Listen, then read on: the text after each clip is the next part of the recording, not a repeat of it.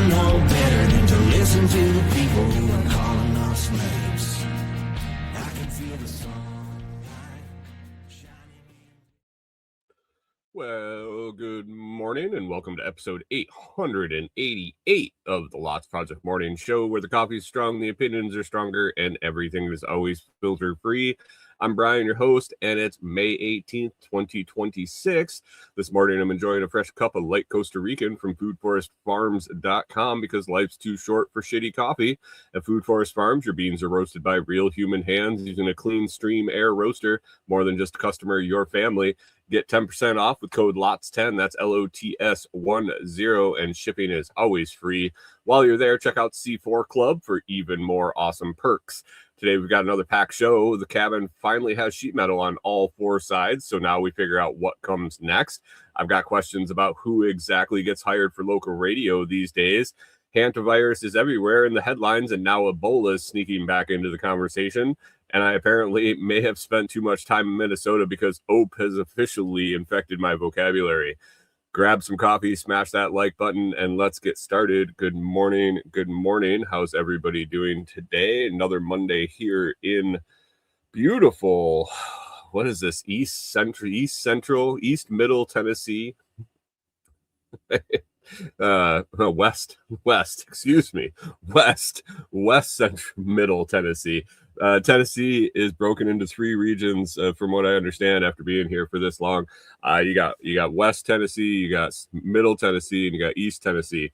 The border is the Tennessee River here between Central or Middle Tennessee and West Tennessee, and the river is like a mile from here. So I don't know if we really classify as West, and we really don't classify as Middle. So I guess it's Middle West Tennessee. Good morning, Hunter. How's it going over there on Twitch? Rewilder Life in YouTube and Mike's Homestead. Thanks for stopping already this morning. Hope you're all having a great week already. Guess it's kind of getting into the week. If you get up early and get going, holy crap. that sip of coffee was a little warm there. Guys, before I roll into everything, I would like to wish my beautiful bride a happy early anniversary. My beautiful wife and I will have been together, pushing 2 decades, but just a decade of marriage coming up this week, and I appreciate every day spending with her. She is the love of my life, and I probably couldn't do any of this without her. So happy anniversary, my beautiful bride, coming up soon here this week. So just thought I would start out with that. Other than that, it's going to be a nice week because she's got vacation all week. She always takes this week off from work, and we get to spend the week together and end up getting a bunch of work done on the cabin, I assume. But any week you can spend without going to work and hang out with the person you love is a good week. Mike's Homestead says I was about to correct you. Yeah, I'm sorry, man. I'm sorry. Anyway, let's get to that Bitcoin guessing game. We got a few guesses in this week, not a ton, and the price of Bitcoin, as you can see, is red for sure. It was good last week, but this week it is down a little bit. The price of Bitcoin at 6:05 on May 18th, 2026 is 76,703. 76,703. Ooh, took a little dive.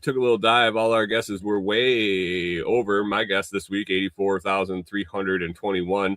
That is definitely not close. John Palmer way up there, so $87,654.32. Chris Dixon, 85,766. Scrambling in with the guess, 83,220. I thought they would all be about right ballpark there, all those guesses. And the winner this week, not even close, but winner nonetheless, Blueberry, Texas, in with the guess, 81,000 even. Congratulations, I guess. I mean, smartest kid in the slow class there. Off about $4,500. That's close, I guess, but we should be better than that. But congratulations on the win of nothing, Blueberry, Texas. If you guys want to participate in the Bitcoin guessing game, you can head over to the Telegram chat at t.me/LotsChat.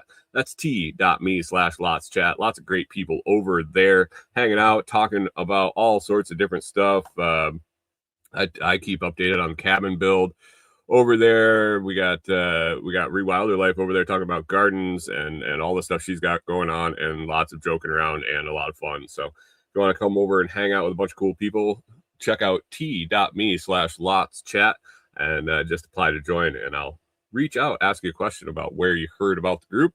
All you got to tell me is heard it on the podcast, and I'll let you in, and you can start partaking in the conversation. So see you over there. My guess for next week, I'm going to stick with that 84,321. I will keep it up there until it is above that, and my guess is good. So 84,321 for next week's Bitcoin guess. All right, let's get to it. Cabin update. Big weekend this weekend. Corey started her vacation on Friday, so we had 3 solid days. We set a goal of getting the final wall, the sheet metal up on the final wall, basically all the sheet metal we had to put up. We still do have wainscoting to go around the bottom, but that's a long way out. That's a different phase of the build. We're leaving that open for access so we can get under there and run wire and all sorts of different stuff. So as far as sheet metal, it's all up on the building. We achieved our goal. Friday, we got out there, got purlins up, and got started on the windows. If you recall, last week I talked about the fact that this was the side of the cabin with 4 windows. Every other side either had 2 windows and a door or 2 windows. And so the 4 windows was a lot. And being 24 foot wide, it was going to be 8 sheets of metal. And literally every sheet we were going to have to cut the gable, the rake, the top angle on the metal, and then also cut part of a window out of every sheet. So that was a little more than we had ever done.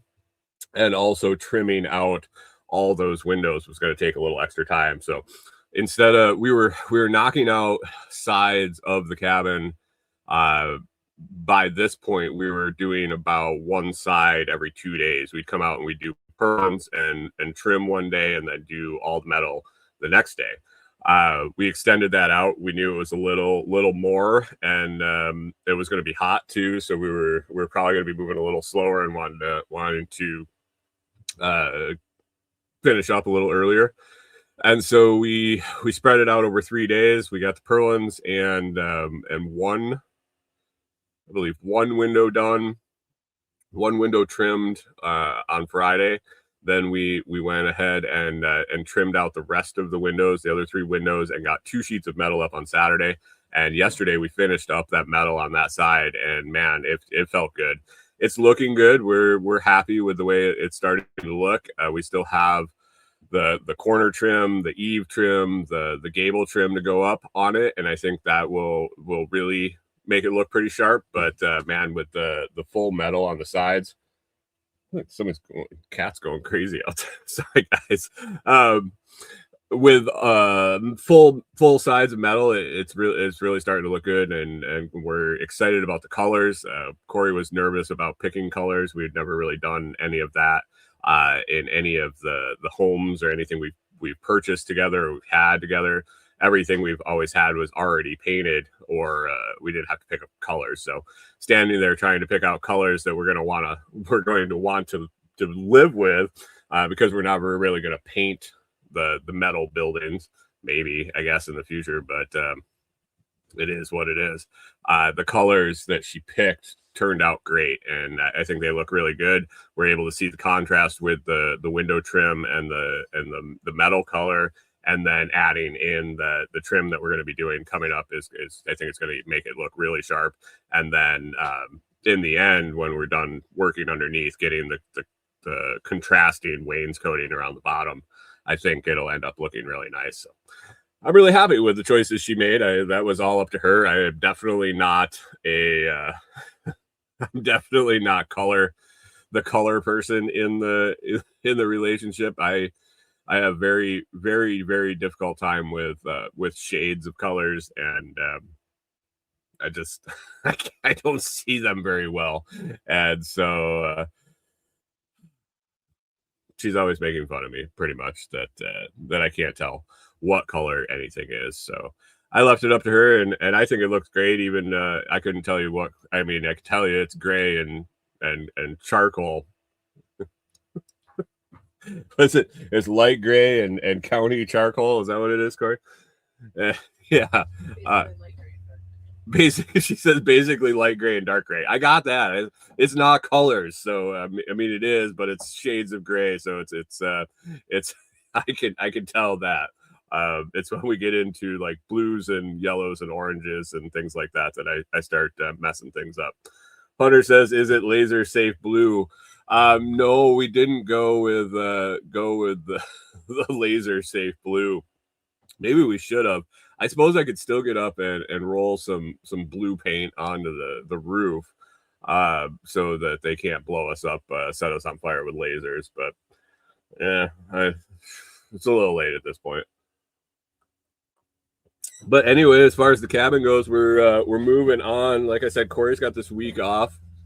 We got some other stuff planned that we want to take care of, and I actually want her to take some time and relax and enjoy her vacation and not have to work every minute of the time that she's not working. But we are going to move on to eaves trim, basically the trim that goes at the top of the metal underneath the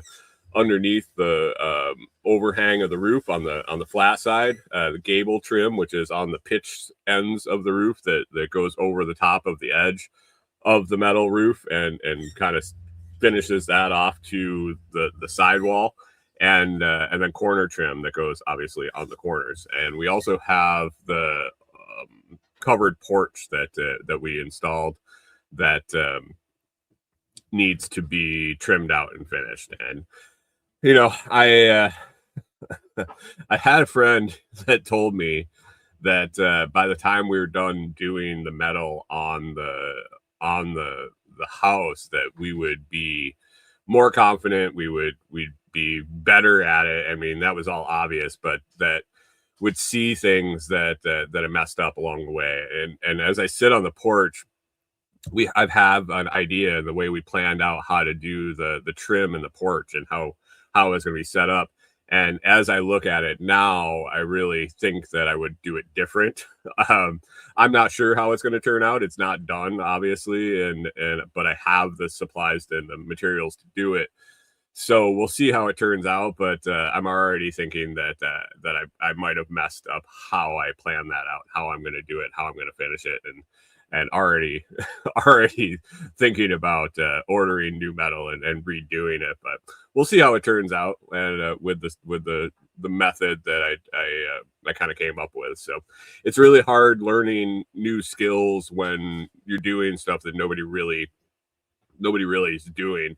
Nobody's putting a covered porch inside a pole barn like we were. So figuring out how to trim it out and how to lay it out was difficult for an amateur. But I feel like as the job has been progressing, we have definitely gotten better. And at this point, I'm pretty confident for sure in putting up the sheet metal and hopefully the window trim. I'm pretty confident in the way we were trimming out our windows, and by the end of trimming out the corners and the gables and the eaves, I hope to be pretty good at that too. So learning new skills, building a cabin by yourself, and learning how to do the majority of the stuff. I mean, I have electrical experience. I'm really, really comfortable with electrical and the solar and the plumbing, but building or metal siding I had never touched before. I didn't really siding in general I had never touched before. So teaching yourself how to do it is definitely a skill in itself, and then getting it done. So I think it's turning out good. I think it looks pretty good, and we'll be happy with it, and it'll be good for the long term. So looking forward to seeing it with the trim on. After the metal work's done, after we get that trim on, we will be moving inside. We were going to get our linoleum floor laid down. We're going to be going with a sheet linoleum, roll that out, and so it looks as though I will be skim coating the subfloor with some self leveler or some skim coat cement, and then rolling out the linoleum sheets before we put the interior walls in, just for ease, and just for ease, pretty much, ease of working. The cabin is 24-foot wide, and the sheets come in 12-foot wide rolls. So we're just going to order 2 big rolls and lay them out, get them down, and then progress with putting in the few interior walls we have. We only have a few of them, so that will go in after. So we're gonna get that floor down, and one of the reasons is then we can get out there and stay. We can bring the dogs and or the cat with us. Right now we don't want to bring them out with the plywood subfloor in. If you've ever had St. Bernards, you know they get really wet, really sloppy with their drool, and with the mud and the dirt and the little gaps in the wood in between the sheets. We don't need dog nails getting caught in there. We don't need dirt getting shoved in there, and we don't need the dog slobber soaking the floor until there is linoleum down. So we're going to get that down, and then once that's there, we will definitely be able to go out and stay for short periods of time, probably 3-day weekends or during vacations that Corey's got coming up. We can go out and stay and get a lot more work done, because we won't be commuting back and forth every day to take care of the animals and then come back here and stay. So that'll be exciting. Once we get that floor in. We're getting closer to being able to move in. So that is pretty much the cabin update. No, I did get a little clearing done for the solar field. Got a bunch of brambles and things. I don't know if I think that was on last week's show. I don't think that I worked on that much this week, but got to get out and cut up some more wood and drop some more trees to get that solar field cleared and get working on that too. So lots and lots of work to be done, and only so much time to do it. Let's go on to the next thing on my list. I'm going to skip down to so I forgot to mention this last week, and I put it on the show topics because I told Corey I definitely would talk about it. If you're from Minnesota, and I don't know necessarily if it's any other northern states like that, but the word ope, OPE, definitely is vernacular that gets used around there. It's definitely something that you say, you hear all the time, and it gets used in a ton of situations. Like, you know, you're walking in the store and you run into somebody, you almost run into somebody, you're like, oh, sorry. It's like stuff like that. It gets used a lot, and you don't even really realize it. And I think it gets absorbed into your vocabulary just from being in public. And so the other day, like 2 weekends ago, I was up on the scaffolding, and Corey and I normally pass things up and down from the scaffolding. I try to keep it so she doesn't have to climb up on it as little as possible, just for safety's sake, for having to make her climb up and down off that, and it's just, that's something I'd just rather me do. And so I was up on top, and she was handing me up some stuff, and we were measuring for the next piece of metal. And as I was setting the tape measure down on the top of the scaffolding, it kind of fumbled out of my hand. It hit the top of the scaffolding, it bounced a few times, and it went off the edge.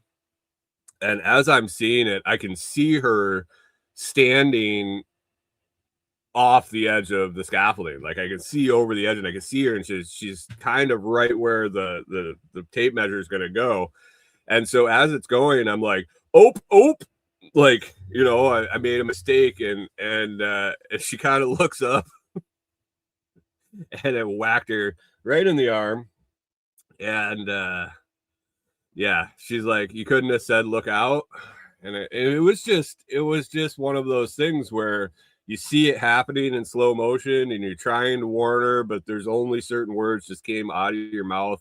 And I think just from all that time I spent in Minnesota, it was just ope, and it was a double ope at that came rolling out, and she ended up getting hit. And did you end up with a bruise from that? She says, "Oh yeah." Corey bruises easier than any person I've ever met. So it definitely definitely left a big old bruise on her arm.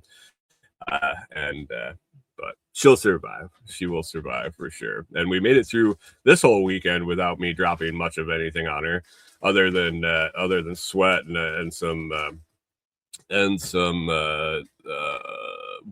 wood and metal shavings from drilling holes in the metal while she's down below holding. Hunter says ope is one thing, but a double ope, that means run. See, you should have known that, being a lifetime Minnesotan. Double ope. A double ope is definitely definitely a warning sign for sure. Moving on. So I have something that's just been bothering me here locally. Well, there's a lot of things that have been bothering me here locally, but one thing that I have on my list for the topics this week. So we're pretty rural here in the area we're at, so very low population, which we like, and not a whole lot of stuff going on. So when you try to listen to the radio, there isn't a whole lot of stations. Like actually out at the cabin, we bought a radio, and you can't get any stations with the antenna up, inside, outside. I'm gonna have to put up a bigger antenna if we want to actually listen to terrestrial radio. So there is very limited choice. In the truck, if our radio comes on in the truck, that's a whole different story. Our Chinese knockoff aftermarket radio that we installed in our truck before we took off on our adventures decides to come on and off every now and then. We get a few radio stations. I would say a lot of church radio, which is not my thing. I'm not going to listen to it. And then I think 3 stations come in enough that they'll stay pretty much everywhere we drive, because with the hills and the curves and the ups and downs and the valleys and the gullies and the hollers and everything around here, you lose radio stations if they're not pretty close. But Corey has kind of fallen in love with a local country station. It's out of Savannah. It's the next closest decent sized town. It's pretty good. They play, I don't know, it's like 80s, 90s, early 2000s country. Hey, good morning, Pip. Cheers to you. What'd you miss? Just waking up. Oh, you didn't miss much. Well, yeah, you missed about 24 minutes. But anyway, they play 80s, 90s, early 2000s, and every once in a while they'll play the newer country that I'm not really crazy about, but they don't play very much of it. They actually play a pretty decent mix of older country and very like normal regular radio stations. They play a lot of the same songs over and over and over on a loop. So if you spend any amount of time listening to it, you're hearing the same playlist over and over. But they have, basically, from what I've heard, 2 different DJs, one in the morning, one in the afternoon, evening. And those, I guess those are the times that I'm actually in the truck driving is in the morning and then the afternoon. And so that's when it's on. But the girl in the morning, I don't know. So I don't know what's going on with her. So I'm far from politically correct, and I don't know how to describe this. I would say maybe she may be deaf. She may use hearing aids. She may have a cleft palate. Um, I'm not sure. I really, I'm not sure. I've asked Corey. Corey's not sure. Um, but she's got that voice, that nasally, hard to understand. Um, I could try to make it, but it probably wouldn't go over very well. But she's got this voice, and I'm like thinking to myself, there's jobs that just some people shouldn't do. Like there's like the main thing going on a radio station is someone talking and you listening. As a morning DJ, she does the advertisements, she does the introduction of different of song blocks, and when her voice comes on, it almost makes me turn the radio station. But the problem is, I told you about that aftermarket Chinese knockoff radio that we installed in the truck. And sometimes it comes on, sometimes it comes off. I mentioned that. Other problem is sometimes you change the radio station, you can't change it back for a long time. And I'm nervous that I'm going to change it and I'm not going to be able to get it back to the country station that my wife enjoys, because she didn't like the rock station, the other station that we could get, that I had on for quite a while. She didn't appreciate that one very much. And so I like to keep her happy when she's in the truck. And so I leave it on the country station, which it's tolerable for me, except for this lady's voice. And I'm really wondering how she got this job. Like, did she go in? I have to believe when you interview for a radio host job, you have to do a verbal interview. I don't think it's like a written application. And I don't know who hired her to be on the radio. It's that, I don't want to say bad. It's just not pleasurable to listen to. And you would think that. And the other thing is, she reads the advertisements for the people in her show, and then also, or advertisers during the show, and also has pre-recorded advertisements for other times during the day. And I'm thinking to myself, if I was going to advertise on that radio station and she was going to read my ads, I don't think I'd be too crazy about that. I just don't. It's not that I have a prejudice against if she's deaf. I mean, big deal. I don't really care. I just can't understand what she's saying half the time. And it's not, like I said, it's not pleasurable to listen to. So as someone that wants to advertise on the radio, I think I would rather have someone that people want to listen to, other than someone that you might not be able to understand and might be turning people off to what she's saying when she's trying to advertise my product. So I don't know how that all went down. I don't know if she is part of the ownership or how that worked out, but I don't know. Every time she comes on in the morning, just kind of irritates me a little bit more. And I think someday Corey might end up getting in the truck, and the classic rock station might be back on. So we will see. We'll have to deal with her for a little while longer, I suppose.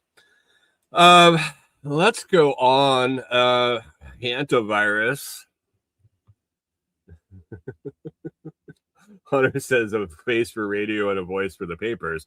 I haven't looked her up yet. I have considered going to their website to see. I mean, she might be just drop dead fucking gorgeous. Who the hell knows? Like, really, you don't know.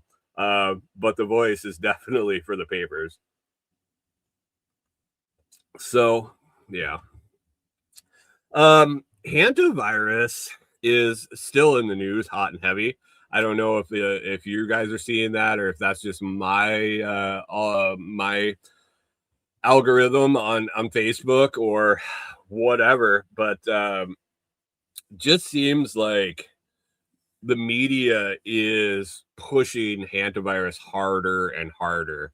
I see really misleading headlines about how much it's spreading, about how many cases there are. And then I go and look at official sources and see that that's nowhere even close. Basically, deaths are still at 3 from the whole outbreak. The let me see the headlines here. WHO maintained the outbreak as a low risk global despite continued media escalation. So the media is pushing this, and I think this is a big problem. And we've seen it over the years, and it really started kind of ramping up with COVID. I think. I mean, media has been what it's been for a long time, but with COVID, it really locked in.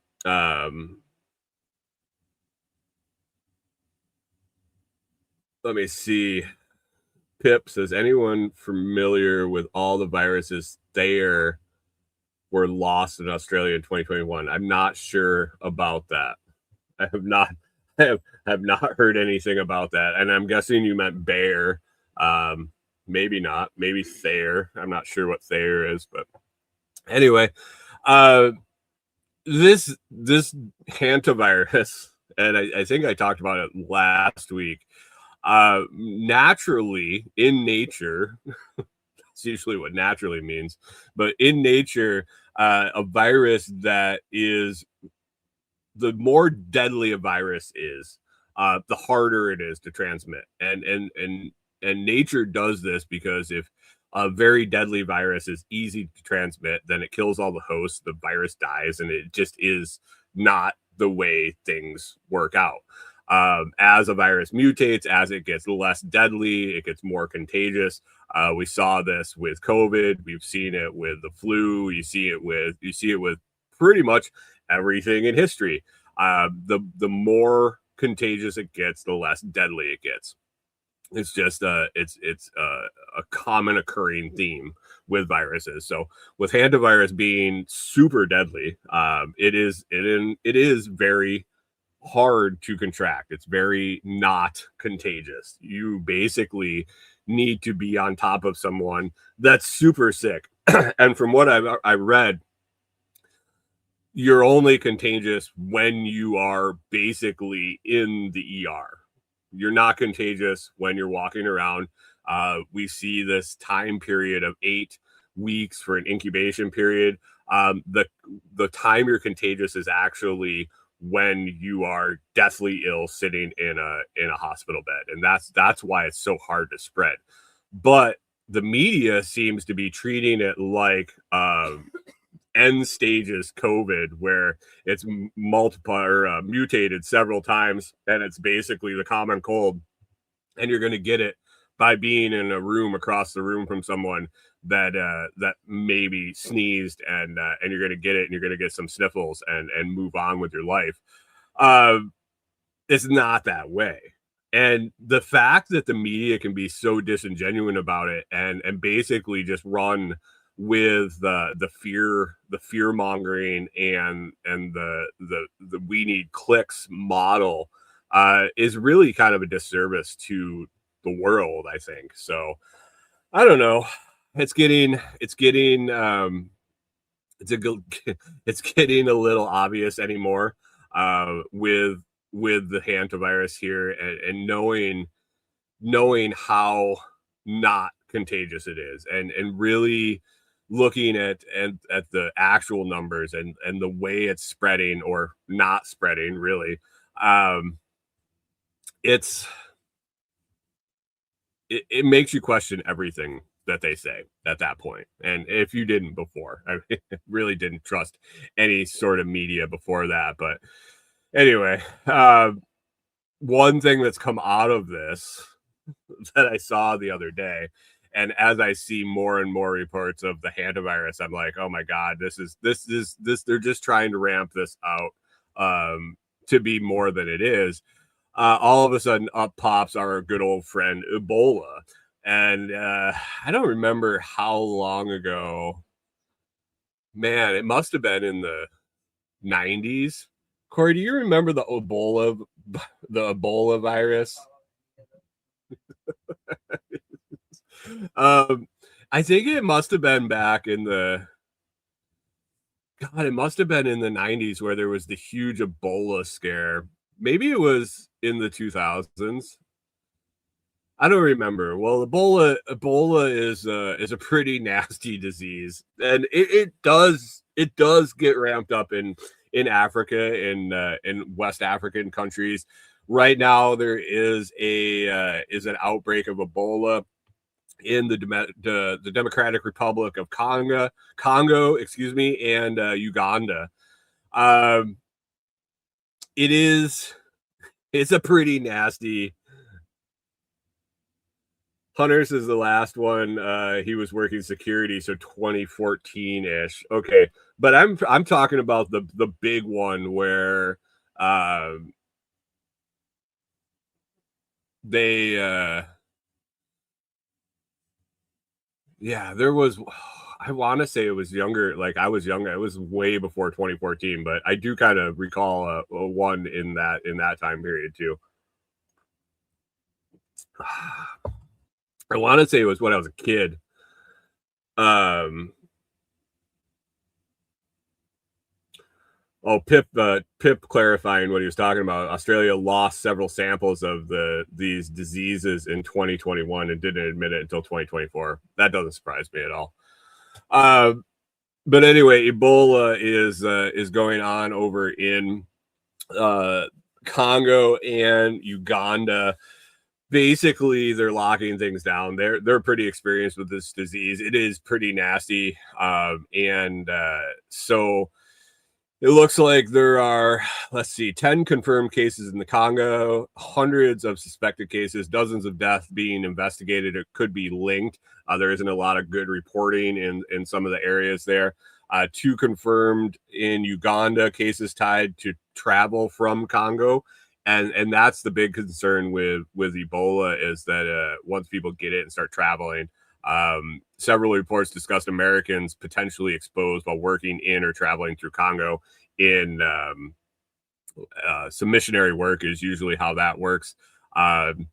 Neighboring countries, including Tanzania, begin increasing preparedness and border monitoring. And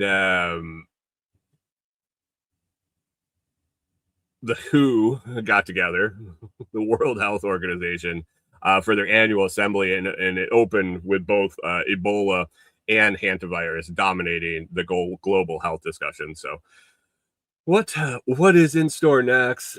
Pip says Hendra virus, about 98 samples, Lyssina virus, primarily Australian bat, Lycia virus related material, about 223 samples, hantavirus 2 samples. Interesting. They quote unquote lost them. I wonder who they lost them to.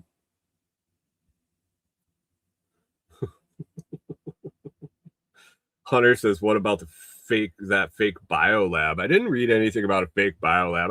I'm trying, like, I looked this shit up specifically to talk about it on the show, and that's about it. I try not to get too drowned into it, other than show prep. But I don't know, where is it all going right now, with the media pumping the hantavirus, and people are kind of wise to it right now. I don't know if they need to come up with a new angle to get this, get whatever they're trying to get done. And I don't know. We'll see how that plays out. Don't worry. I don't think you're about ready to get hantavirus and Ebola. Good luck if you end up with Ebola. Some other stuff that's in the news. Let's switch to the military fear mongering. Saw a report yesterday and looked into it a little bit. It looks like Axios is reporting about Cuba. That huge military power, Cuba. Well, Cuba's has been and is continuing to believed to be acquiring military drones, starting in 2023 through now and continuing. They've acquired 300 plus military drones. What would Cuba do with military grade drones? It appears they're procuring them from Iran and Russia. Probably not Iran right at the moment. I'm guessing it's probably more just Russia at this point. Pip. Oh, run back to Ebola for a second. Pip with the good old joke, and I remember this. So this definitely brings back the memories of Ebola from my childhood. You want to hear a joke about Ebola? You probably won't get it. Yeah, exactly. I think we can apply that to several different diseases at this point. But anyway, Cuba. What would Cuba be able to do with military drones? Now, you think like it's just got to be a bullshit story. Hyping it up. Like, what is Cuba really going to do? Now, first of all, would Cuba have the balls to attack the United States? I think that's like a suicide mission. Now, would the United States set up a scenario where they could portray that Cuba is about to attack the United States? Now, I see that as very plausible. But with the report coming out of 300 plus military drones, it's alleged potential targets discussed by Cuban military officials included Guantanamo Bay, Gitmo, down there in Cuba would be pretty easy to get a drone there. U.S. military ships in that general area, and Key West, which is actually only 90 miles from Cuba. If you've been down to Key West, you can almost see Cuba from Key West.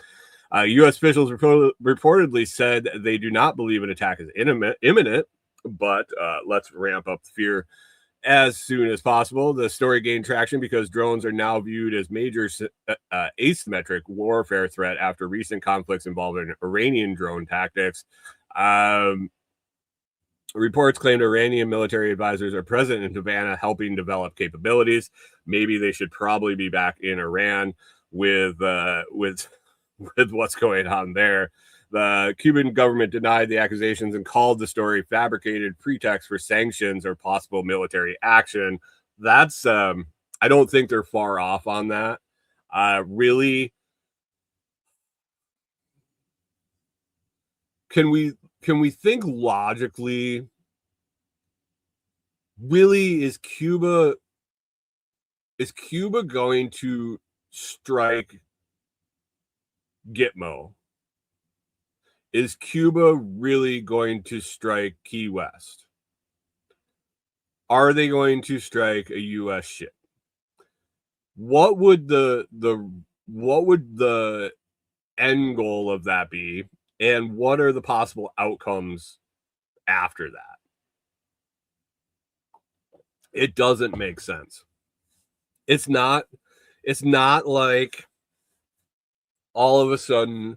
So I posted some shorts about from clips from last week's show about what's going on in Iran, and some of the comments I got were interesting, and a lot of it had to do with, well, what if Iran got a nuclear weapon? Now, I can almost concede the fact that if Iran had a nuclear missile, now with the surveillance of the U.S. military, with the fact that we fucking know everything going on in the world, the fact that they had a nuclear weapon I don't know. It feels like a talking point at this point. But Cuba doesn't have a nuclear missile. And if Iran launched a nuclear missile, there's one end goal, and I think it would be just destruction, and it's a suicide mission. Now, Cuba with 300 drones, what is the maximum damage they're going to do compared to the fallout coming after? Pip says, can Cuba even strike a match? Maybe. I don't know. Have they gotten any fuel yet? Are they still in total blackout down there? That was a blip on the radar in the news for about a half a second. The fact that Cuba and the sanctions and blockades, they weren't getting any fuel, and they were basically blacked out. Has that still going on? I didn't even look that up when the drone story popped up. I kind of even forgot that was going on down there, but that could still possibly be going on. If somebody wanted to look that up real quick and let me know. But Hunter says, if they attack and then we take over, they become USA and we have to take care of them. Maybe, I guess.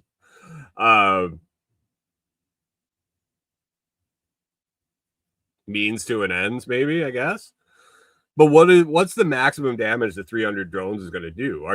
Are you preparing a defense against that? Is that something that's worth worrying about? I suppose it is if you're in Key West, or you're on one of those ships, or you're in Gitmo. I guess it's something to worry about. But it's almost like I picture it as one of those annoying little flies buzzing around that it's going to bite you, and it might leave a little welt, but it's nothing in the grand scheme of things. I don't know. But anyway, Cuba is stockpiling military drones, and maybe something's going to go on. U.S. has reportedly increased surveillance flights and drone intelligence operations near Cuba over recent months. The story is unfolding alongside severe Cuban economic collapse, blackouts and fuel shortages, rising U.S.-Cuba tensions, discussions of possible U.S. legal action against Raul Castro.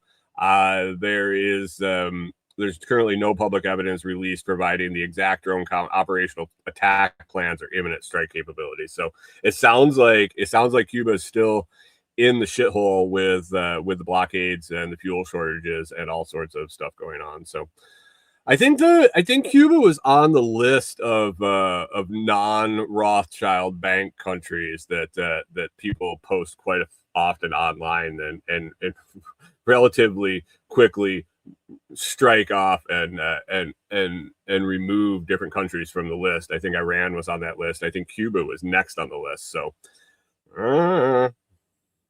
setting up the fall guy here. Maybe we've never had a disinformation campaign in this country, so I don't know.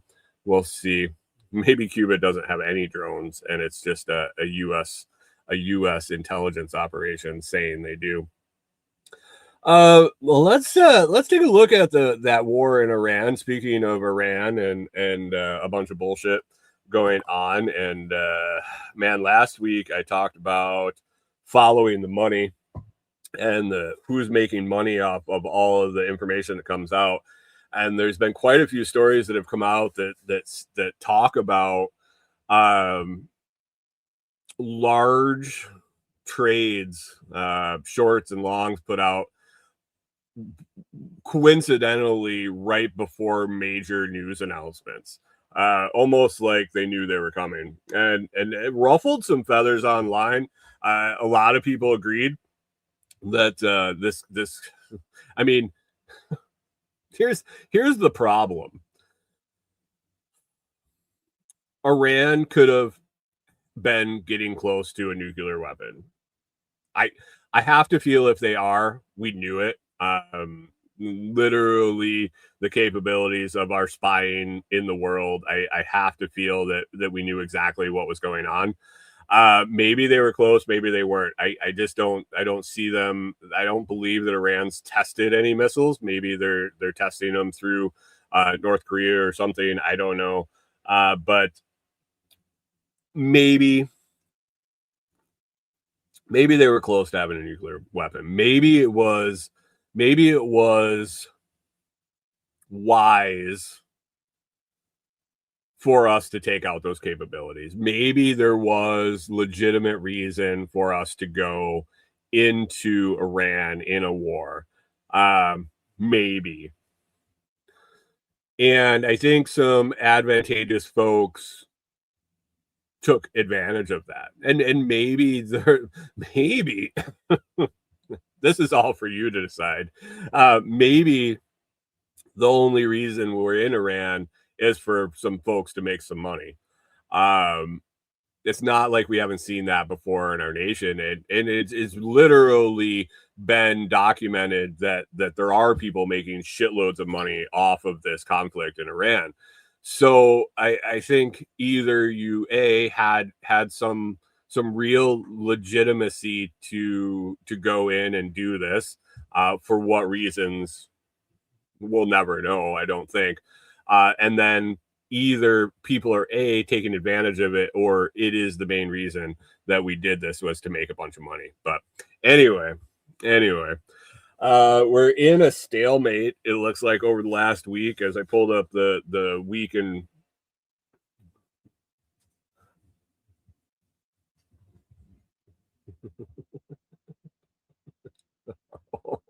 right. Pip says reported to be close to a nuke for the last 30 years, but don't fret, just hide. Yeah. Well, and that's the thing. Well, how close is close? And really, what is the definition of close, and what are the capabilities even when they have it? Are we talking that they're going to have like a dirty bomb and deliver locally? Are they working on a intercontinental ballistic missile, ICBM, for delivery? Pip says under the school desk. Yeah, get under your desk. There's a nuke coming. What are we preventing them from doing with all this? But anyway, over the last week, we've kind of been in a ceasefire, even though shots have been fired here and there. The Strait of Hormuz is really at a standstill. I believe there is some movement through there, but it's definitely not at full capacity. Let me see. State of Hormuz tensions continue. Iran discussed plans involving tolls and restrictions connected to Hormuz traffic. Global companies are now reporting major economic damage from the conflict, with Reuters estimated impacts exceeding $25 billion so far.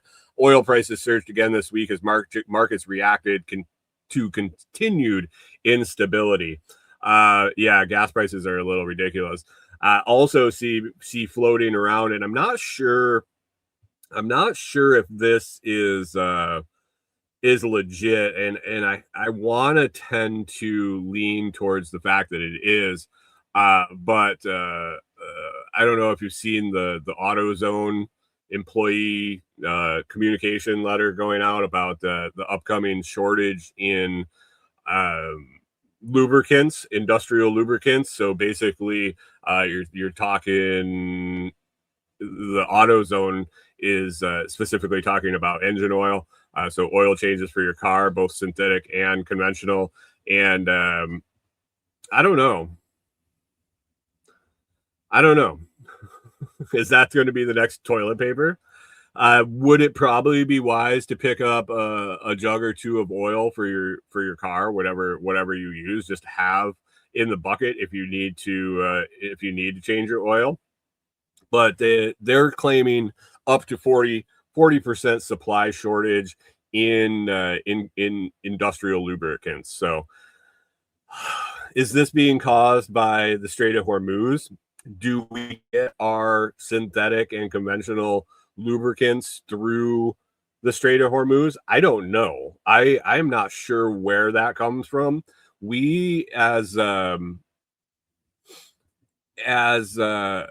the startup I worked for, that we did the industrial sized waste plastic to synthetic crude oil production. One of the iterations of what we were doing there, we were cleaning used motor oil basically, and transporting it, cleaning it, and transferring it into like bar and chain oil for chainsaws and things like that, a lower grade, less less demanding scenarios for the lubricant.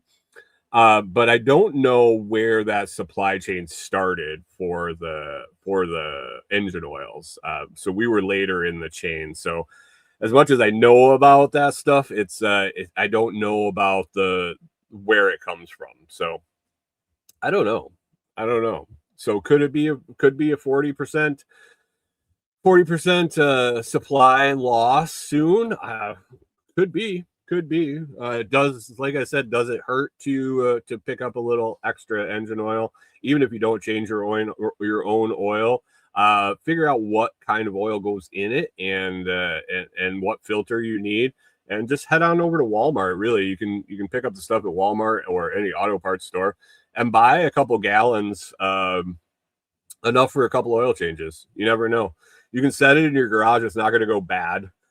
That's the beauty thing about it. You can store it. It doesn't need any special additive like gas or anything like that, to where you can store it. You can buy the jugs, put it on the shelf, and if you never use it, it's just there.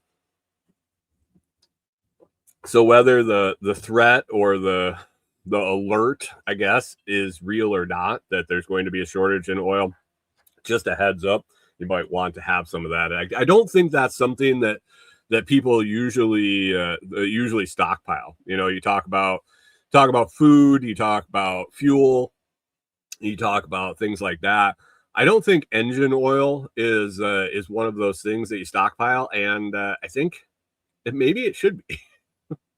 Maybe this is the call to, maybe you should have a couple of oil changes worth in your stockpiles with your preps. So might want to think about that. Looks like there was a drone strike caused a fire near the perimeter of the UAE's nuclear energy plant. UAE officials are calling it a terrorist attack. No radiation leaks were reported.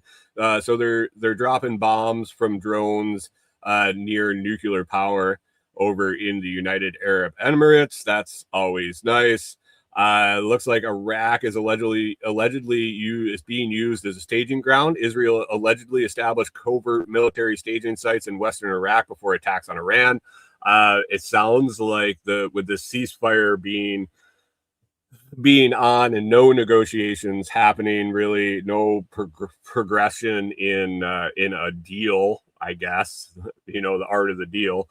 Orange Man's over in China. I don't know what maybe we're working on a deal with China to get Iran under control. Who knows? But looks like Israel's getting ready to head into Iran, and where Israel goes, I'm sure we'll be right behind them. And then they'll probably pull out, and then we'll be there. Just a guess.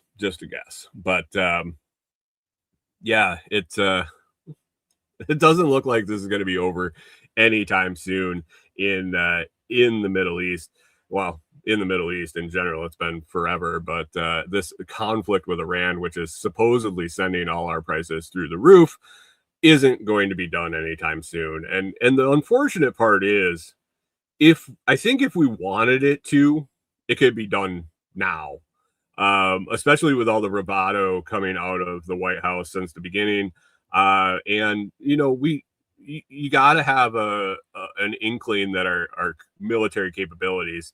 I feel that this could just have been done in a day, but it's not, for some reason. And what is that? What is the end goal here? Don't really know. But anyway, I'm going to wrap it up here. My beautiful bride is not working today. I got a lot of stuff to get done before we can spend the rest of the day together. Wrap it up and spend the week with her and get some more cabin progress done. Excuse me. And yeah, that's about it. That's about all I got. Thanks for listening, guys, and hope you have a productive week. Head on over, like I said, to the Telegram chat at t.me/lotschat. Stay connected throughout the week. Other than that, we'll circle back next Monday and share the rest of the progress and what else is going on in the world. Have a great week, and we will talk to you then.